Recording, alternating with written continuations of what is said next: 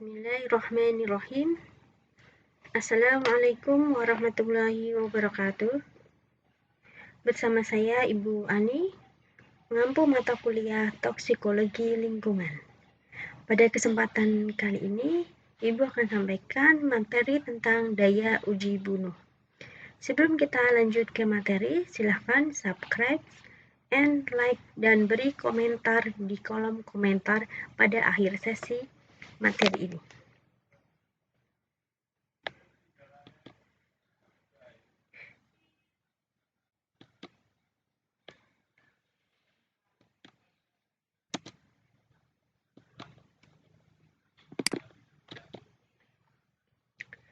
Pendahuluan, uji daya bunuh terhadap hewan percobaan memiliki prinsip, asas, dan pedoman serta syarat dalam pelaksanaannya. Secara sederhana dan ringkas, uji daya bunuh hewan percobaan membahas uji daya bunuh yang berkaitan dengan toksikan akut dengan lethal dosis atau LD50 dan lethal concentration atau LC50. Diharapkan teman-teman setelah mempelajari materi ini dapat menjelaskan prinsip asas, pedoman, dan syarat uji daya bunuh pada hewan percobaan dengan menggunakan LD50 dan LC50. Jadi pada materi ini nanti akan ada beberapa topik. Topik yang pertama adalah kaidah uji daya bunuh. Sebelum kita lanjut, kita perlu mengetahui apa itu uji toksisitas. Uji toksisitas adalah suatu uji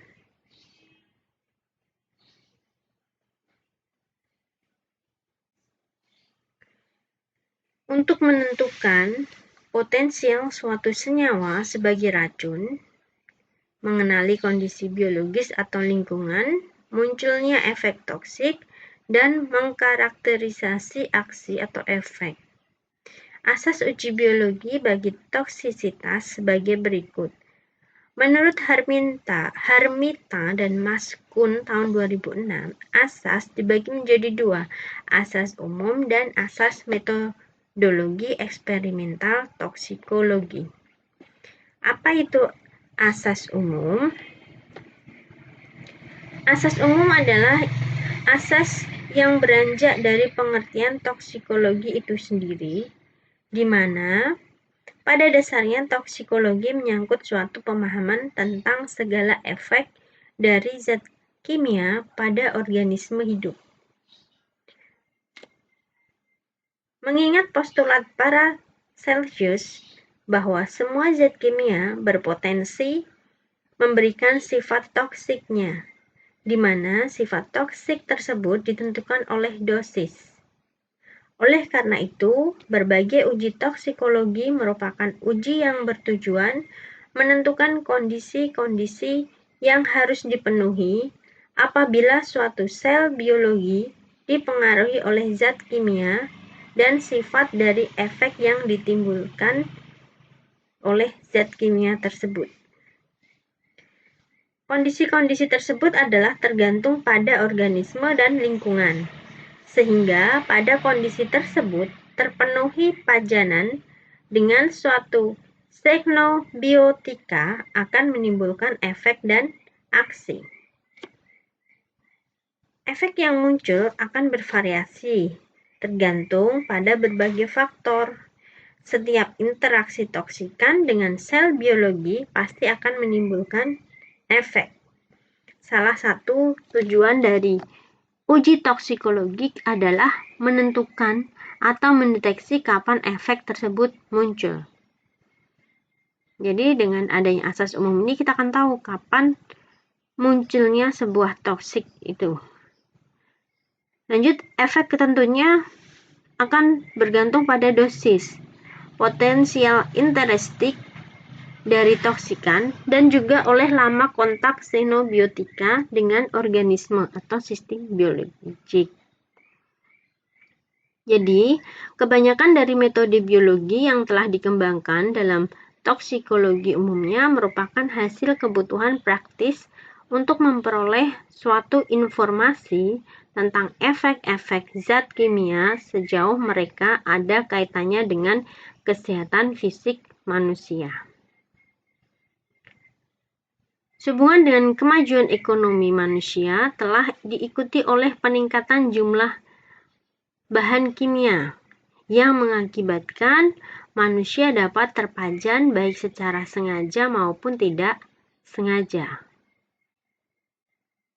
Seseorang mungkin terpajan zat kimia di tempat kerjanya melalui pakaian, makanan, atau bahan kimia dengan sengaja dipakai, sehingga perlu mengetahui toksitas yang dapat terjadi, tetapi juga memperoleh jaminan bahwa pemejanan manusia dengan sejumlah bahan dasar kimia tidak akan menyebabkan efek merusak langsung yang nyata atau efek merusak tidak langsung yang tidak kentara tetapi membahayakan.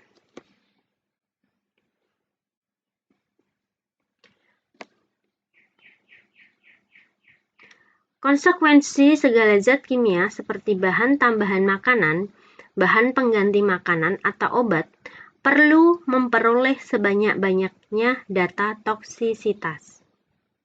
Karena pembatasan yang menyangkut moral, etis, dan hukum mengenai penggunaan manusia untuk maksud eksperimental guna memperoleh daya toksisitas, maka uji toksisitas umumnya dilakukan pada hewan uji.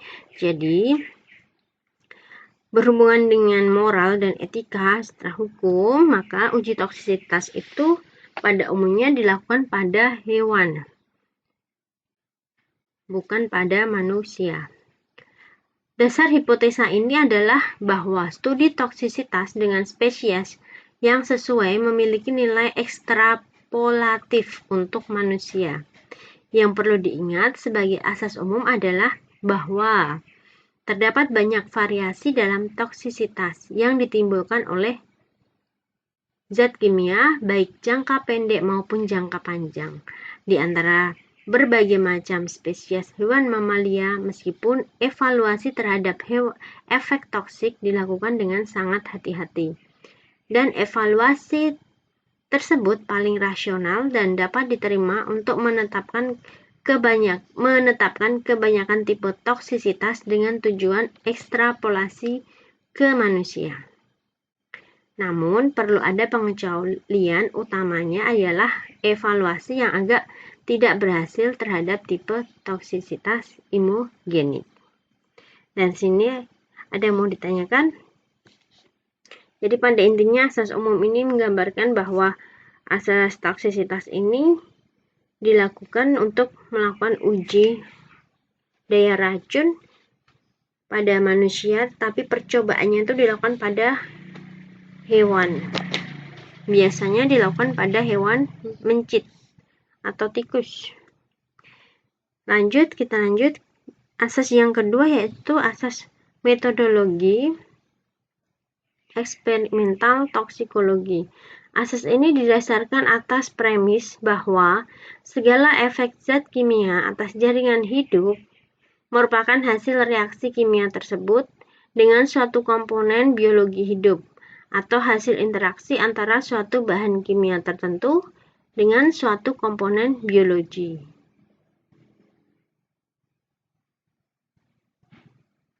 Hasil perkembangan metodologi toksikologi ini memunculkan asas-asas umum yang berlaku pada kebanyakan prosedur uji toksikologi dan barangkali juga bagi manusia uji toksikologi. Zat kimia harus kontak dengan target atau sel jaringan biologi untuk menimbulkan efek, sehingga terdapat kisaran daerah antara NOEL atau No Observer Effect Level dengan konsentrasi yang secara signifikan memberi efek atas segala sistem biologi.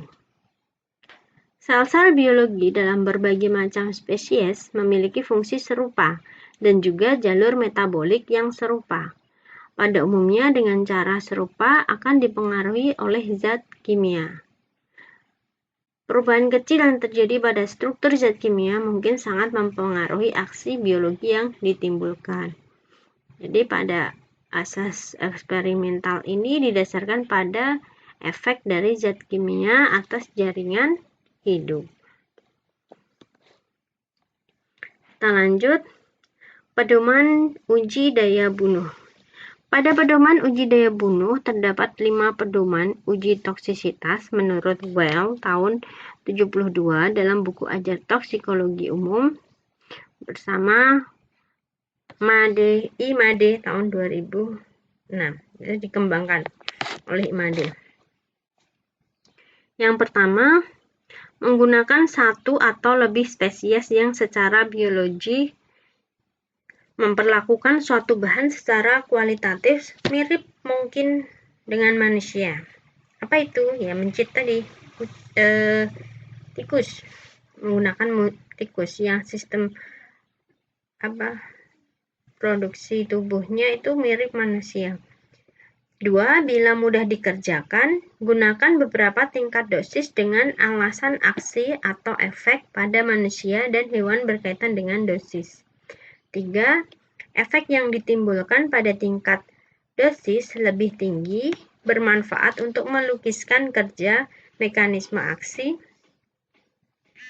Tetapi untuk suatu bahan dan efek berbahaya, ada tingkat dosis untuk manusia atau hewan dengan dosis rendah, di mana efek berbahaya ini tidak akan muncul. 4. Uji statistika untuk signifikansi itu sahih hanya pada satuan eksperimental yang secara matematika telah dirambang di antara dosis dan kelompok kontrol yang bersangkutan. 5. Efek yang diperoleh melalui suatu jalur pemberian kepada hewan uji tidak a priori dapat diterapkan pada efek melalui jalur pemberian lain pada manusia, yaitu jalur yang dipilih adalah di mana eksposisi akan terjadi. Jadi pada prinsipnya pedoman uji daya bunuh ini ada 5 poin. Dan prinsip uji toksikologi itu sendiri ada 4, meliputi adanya persamaan sistem biokimia pada spesies hewan uji dan mekanisme sistem biologi mamalia. Kemudian yang kedua, substansi uji dapat menyebabkan disfungsi dan kerusakan jaringan pada beberapa dosis paparan. 3. Data toksikologi dari hewan coba dapat digunakan untuk mengukur dosis yang tidak menyebabkan efek negatif pada manusia. Dan yang keempat, hubungan antara konsentrasi bahan kimia pada lokasi kontak dengan pengaruh yang ditimbulkan adalah hal yang penting untuk diperhatikan. Jadi pada prinsipnya tadi Ibu sudah sampaikan bahwa kenapa memilih hewan mencit atau tikus sebagai bahan uji coba, karena ada persamaan sistem biokimia spesies hewan tersebut dengan sistem biologi mamalia. Manusia ini termasuk kategori mamalia. Kemudian substansi uji itu bisa menyebabkan disfungsi dan kerusakan pada jaringan, sehingga tidak diperkenankan untuk uji percobaan itu menggunakan manusia langsung, tetapi menggunakan hewan, karena berdasarkan dosis paparan itu bisa merusak. 3. Daya toksikologi dari hewan coba dapat digunakan untuk mengukur dosis yang tidak menyebabkan efek negatif pada manusia. Jelas. Kemudian hubungan antara konsentrasi dengan bahan kimia pada lokasi kontak dengan pengaruh yang ditimbulkan adalah hal yang penting untuk diperhatikan. Jadi kontak hubungan antara konsentrasi bahan kimia dengan si mencit tadi itu bisa dikontrol.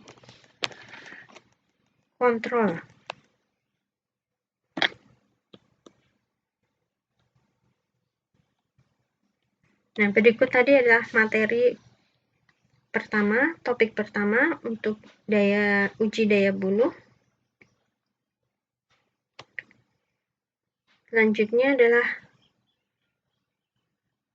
latihan soal. Sebelum kita ke latihan soal, ada yang mau dipertanyakan, silahkan bisa tulis di kolom komentar.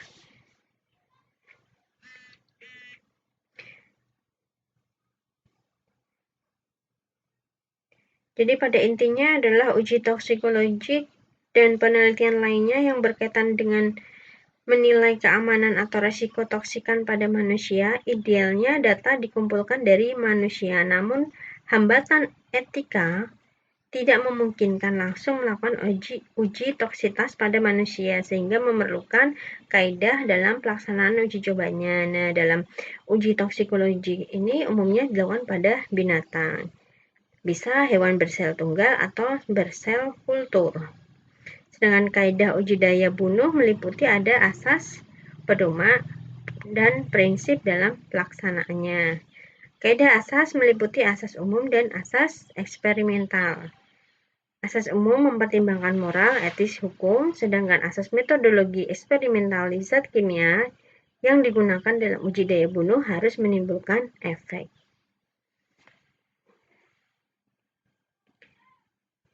Oke, kita lanjut. Silakan dipahami sejenak, kemudian jawab beberapa pertanyaan latihan soal berikut ini. Yang pertama adalah pembatasan yang menyangkut moral, etis, dan hukum mengenai penggunaan manusia untuk maksud eksperimental guna memperoleh data toksisitas, sehingga uji toksisitas dilakukan menggunakan hewan uji. Ini masuk kategori apa? Kedua, ada persamaan sistem biokimia pada spesies hewan uji dan mekanisme sistem biologi mamalia. Masuk kategori prinsip, asas, metodologi, asas umum, atau pedoman uji daya bunuh.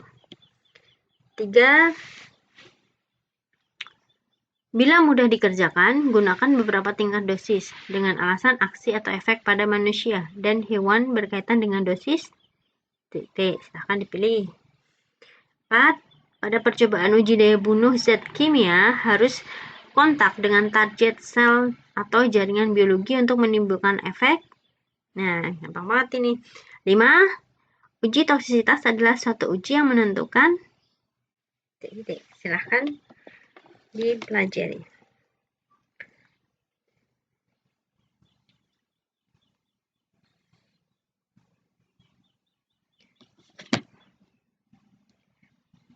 Ada yang mau ditanyakan? Kalau tidak, Ibu lanjut ke topik bahasan yang kedua, yaitu LD50, letal dosis 50, dan letal konsentrasi 50. Apa itu?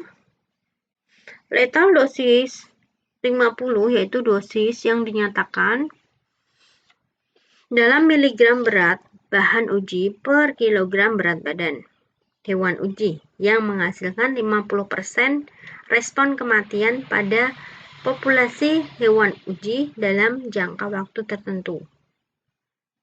Hal ini sesuai dengan regulasi pemerintah nomor 85 tahun 99 yang menyatakan bahwa nilai ambang batas LD50 secara oral adalah 15 mg per kilogram berat badan. Ingat ya, 15 mg per kilogram berat badan.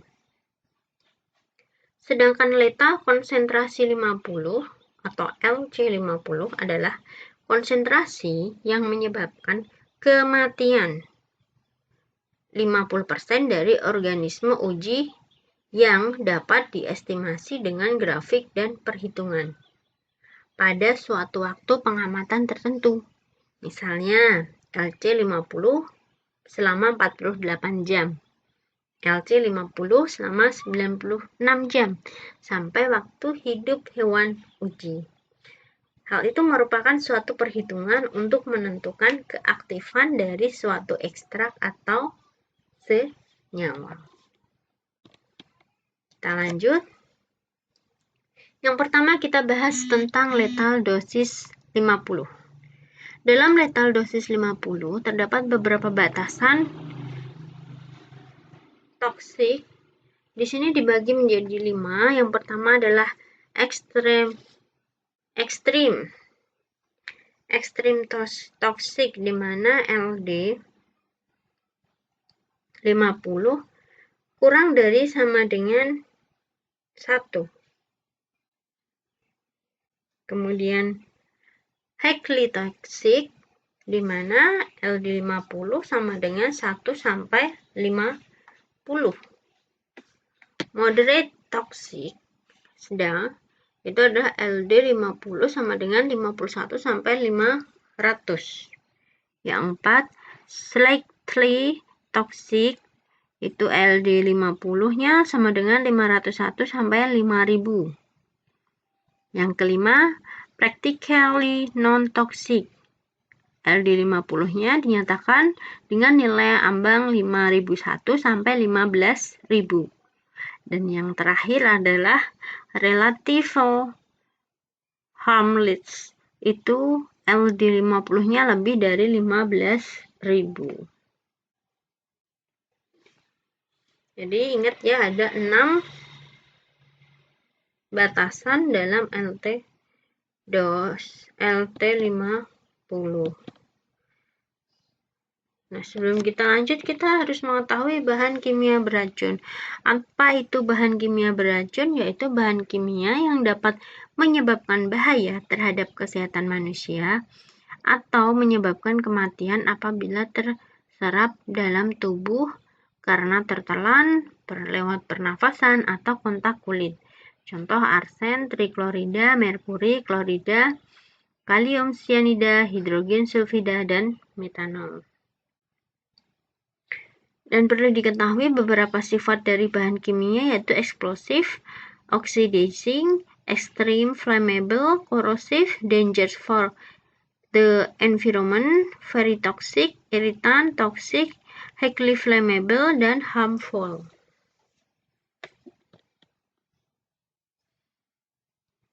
Nah, dari tingkat toksik atau racun ini dibagi menjadi 5.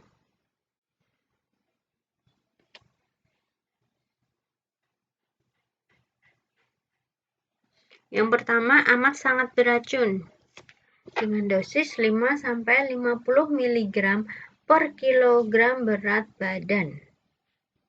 Berat badan dari siapa? Berat badan dari si yang diuji. Contohnya pada nikotin. Kedua, amat beracun. Tingkat toksiknya 50-500 mg per kilogram berat badan. Contohnya ada bahan timbal arsenat. Beracun sedang itu 0,5-5 gram per kilogram berat badan. Contohnya hidrokinon. 4. Sedikit beracun itu 5-15 gram berat badan. 5-15 gram per kilogram berat badan. Contohnya adalah isopropanol. Kemudian terakhir tidak beracun jika kadarnya lebih dari 15 gram per kilogram berat badan. Contoh asam askorbat. Berarti artinya asam askorbat itu tidak beracun, tetapi isopropanol, hidrokinon, dan timbal arsenat serta nikotin itu mengandung racun. Nikotin itu yang paling tinggi. Sehingga perokok itu tidak diperkenankan karena rokok itu mengandung nikotin yang sangat beracun. Sedangkan asam askorbat itu nama lainnya vitamin C itu bermanfaat bagi tubuh sehingga tidak beracun. Kita lanjut ke faktor yang menentukan tingkat keracunan. Faktor yang menentukan tingkat keracunan itu ada beberapa. Di antaranya ada 4. Yang pertama adalah sifat bahan kimia atau sifat fisik. Sifat fisik bahan kimia itu bentuk yang lebih berbahaya bila dalam bentuk cair atau gas mudah terinhalasi dan bentuk partikel bisa terhisap. Makin kecil partikel, makin terdeposit dalam paru-paru. Jadi, faktor yang menentukan tingkat keracunan itu yang pertama adalah sifat fisik bahan kimia, karena bisa masuk ke inhalasi paru-paru. Kemudian yang kedua adalah dosis atau konsentrasi dari zat kimia tersebut. Kenapa? Semakin besar jumlah bahan kimia yang masuk dalam tubuh, maka makin besar pula efek dari dampak racunnya yang akan berdampak negatif pada organ tubuh manusia. Ketiga, lama pemajanan, yaitu gejala yang ditimbulkan bisa akut, subakut, bahkan bisa sampai ke kronis. Terakhir, faktor yang menentukan tingkat keracunan adalah interaksi bahan kimia tersebut, adiktif atau sinergistik. Nah, apa itu adiktif? Adiktif adalah efek yang timbul merupakan penjumlahan kedua bahan kimia, misalnya organofosfat dengan enzim cholinesterase. Sedangkan sinergistik yaitu efek yang terjadi lebih berat dari penjumlahan jika diberikan sendiri. Di sini ada yang mau ditanyakan? Tidak ada, kita lanjut ke nilai ambang batas atau NAB dari bahan toksin.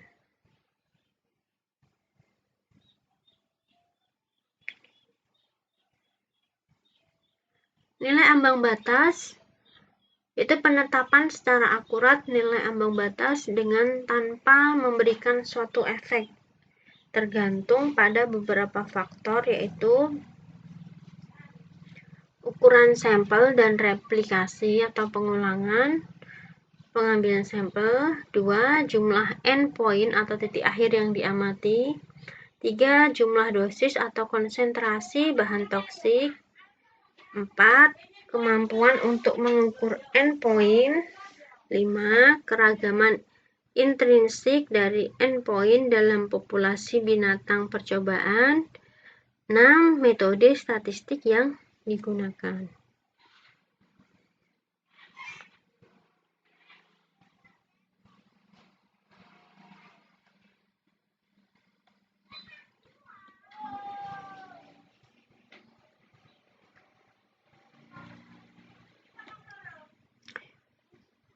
Kita lanjut ke letal konsentrasi.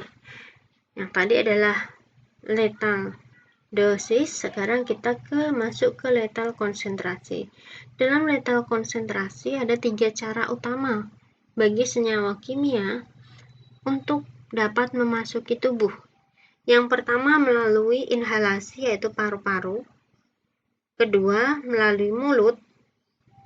Ketiga melalui kulit. Kenapa di masa pandemi COVID ini harus memakai masker? Karena racun toksik berupa virus bisa tertular melalui apa?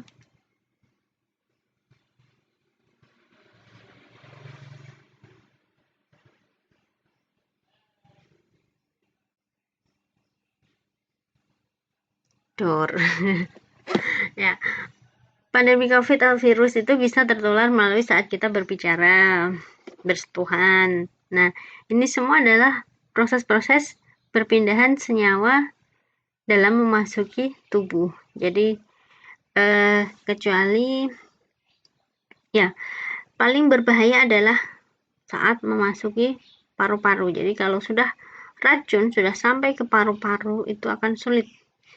Kalau masih di dalam mulut itu masih bisa kita netralisir, tetapi kalau sudah sampai paru-paru itu udah tahapannya sudah bisa mengganggu pernafasan. Dengan adanya gangguan pernafasan bisa menyebabkan kematian. Kemudian pada kulit bisa pada saat bersentuhan atau pada saat kita tidak sengaja terpapar oleh debu yang mengandung racun atau gas yang mengandung racun masuk ke kulit, karena dalam kulit ini ada namanya saluran-saluran kelenjar yang pori-pori yang bisa sebagai jalan masuknya racun.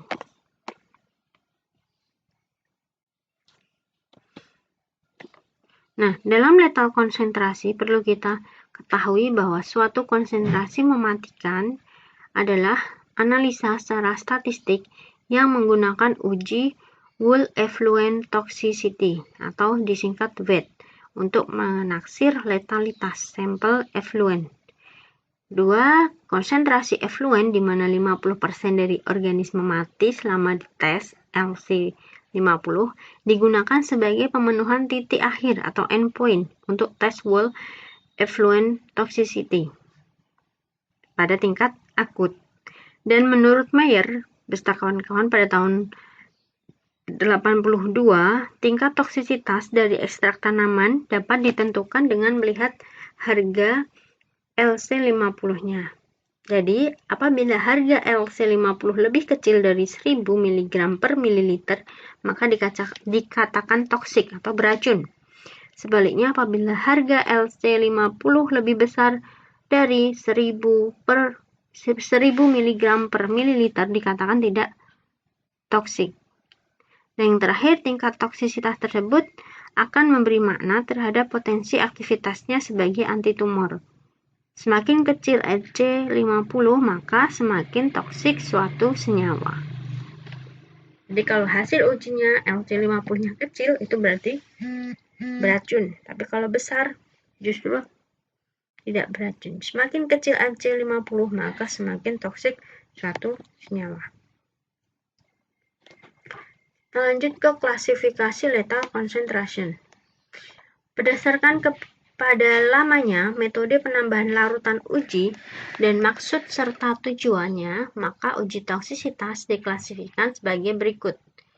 Menurut Rosiana 2006, klasifikasi lethal konsentrasi ada 3. Menurut waktu, menurut metode, dan menurut maksud dan tujuan penelitian. Menurut waktu dibedakan menjadi 3, short time VOC, intermediate VOC, long time VOC. Menurut metode, uji hayati jangka pendek yaitu sebagai penambahan larutan atau cara aliran larutan, yaitu uji hayati statik, di mana static VOC pergantian larutan atau renewal VOC mengalir flow through VOC. Saya ulang. Klasifikasi menurut metode itu ada uji hayati jangka pendek, di mana uji hayati jangka pendek ini dikategorikan lagi. Ada namanya static VOC, yaitu uji hayati statik. Kedua, pergantian larutan atau disebut juga renewal VOC. Dan ketiga adalah mengalir, prosesnya mengalir, yaitu flow through VOC. Ketiga, klasifikasi yang terakhir yaitu klasifikasi menurut maksud dan tujuan penelitian, yaitu pemantauan kualitas air limbah, uji bahan atau suatu jenis senyawa, penentuan toksisitas, serta daya tahan dan pertumbuhan organisme uji. Ingat, ada 3 klasifikasi lethal konsentrasi, yaitu menurut waktu, metode, dan menurut maksud dan tujuan penelitian. Berikut adalah perbedaan antara akut dan kronis. Kita sering, itu dengar penyakitnya udah kronis, penyakitnya udah akut. Apa sih sebenarnya akut dan kronis? Nah, akut adalah senyawa tersebut dapat menimbulkan efek racun jangka waktu singkat. Jadi kalau dalam waktu singkat sudah dikatakan akut, berarti itu berdasarkan pada dosis. Sedangkan kronis, senyawa tersebut dapat menimbulkan efek racun dalam jangka waktu panjang. Berarti berdasarkan paparan lamanya. Kontak yang berulang-ulang walaupun dalam jumlah yang sedikit, tapi sedikit tapi sering, maka berdampak toksik. Nah, Toksisitas sendiri adalah kuantitas atau dosis senyawa tersebut. Sebagian besar senyawa yang berada dalam bentuk murninya memiliki sifat racun.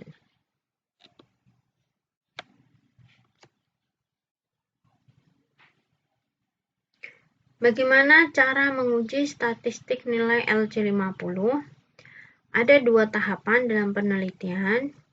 Yang pertama, uji pendahuluan, dan yang kedua adalah uji lanjutan. Uji pendahuluan ini untuk menentukan batas kritis konsentrasi, yaitu konsentrasi yang dapat menyebabkan kematian terbesar mendekati 50% dan kematian terkecil 50%. Sedangkan uji lanjutan yaitu setelah diketahui batas kritis, selanjutnya ditentukan konsentrasi akut berdasarkan segi logaritma konsentrasi yang dimodifikasi oleh Rocchini beserta kawan-kawan yang diacu dalam Rosiana 2006.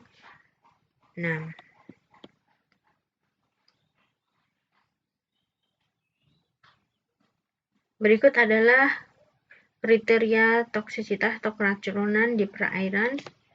Ada tingkat racun serta nilai LC-nya. Sangat beracun itu jika kurang dari 1, sedang lebih dari 1, dan kurang dari 100. Racunnya rendah jika nilai LC50-nya lebih dari 100.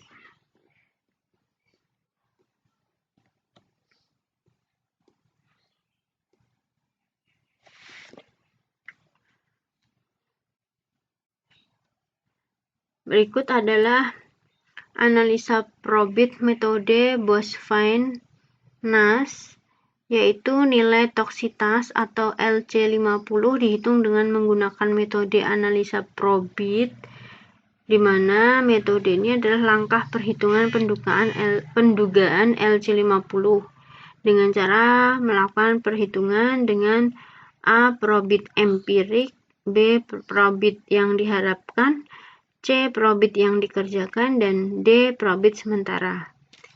Untuk sementara waktu juga dalam hal ini Ibu belum bisa menjelaskan secara detail karena ini harus melalui praktek, dan pada saat ini kita belum bisa untuk melakukan praktek dikarenakan adanya pandemi COVID. Jadi kita lanjut ke latihan soal. Silahkan diulang kembali materi yang Ibu sampaikan. Kemudian jawablah latihan soal berikut, jelaskan pengertian letal dosis beserta letal konsentrasi, tadi bedanya apa. Yang kedua, untuk pilihan ganda, uji letal dosis 50 atau LD50 adalah menguji bahan kimia beracun yang berupa cair, gas, serbuk atau gas, padat dan cair, serbuk atau serbuk saja. Silahkan dipilih.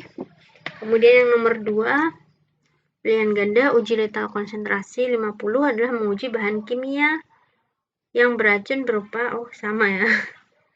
Soalnya nomor 1 sama nomor 2 sama. Kemudian nomor 3, jika bahan beracun X yang berupa serbuk memiliki LD50 sama dengan 1000, artinya jika ada 100 ekor tikus masing-masing beratnya 0,5 kg, maka diperlukan berapa miligram untuk membunuh 50 dari tikus tersebut? 4. Uji LD50 biasanya dilakukan menggunakan binatang percobaan melalui apa tadi? Mulut dan pernafasan, oral dan kulit, inhalasi dan kulit, atau hanya kontak dengan kulit.